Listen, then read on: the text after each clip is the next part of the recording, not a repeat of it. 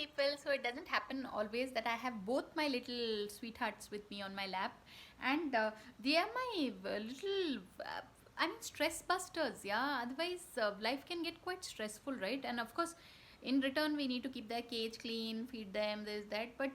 But the kind of stress busting they provide, it's worth it. Yeah. So for anyone thinking of keeping a pet, just choose a pet that according to your personality. Like for me, cleaning a cage is not such a big deal, but being able to take like two doggies out for a walk and then deal with the stray dogs that on the way, for me that would get very stressful, because that's what. And dogs are very noisy, and I stay in these flats, so I think so then that in such a case these little rabbits are just so relaxing. Yeah, just stroking them like this.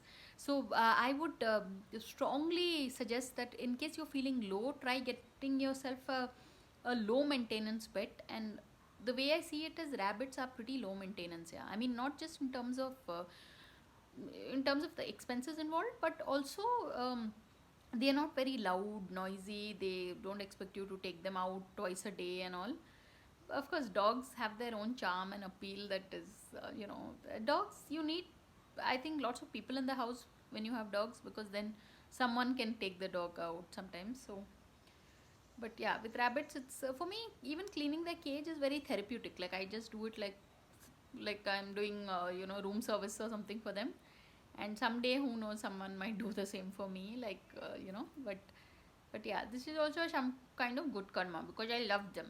See how much I love them. So it's crossed a 1 minute video, but really I had to make this video because sometimes you just want both of them to be with you on your channel. It's already 2 minutes. So on that note, thanks for watching, and please subscribe.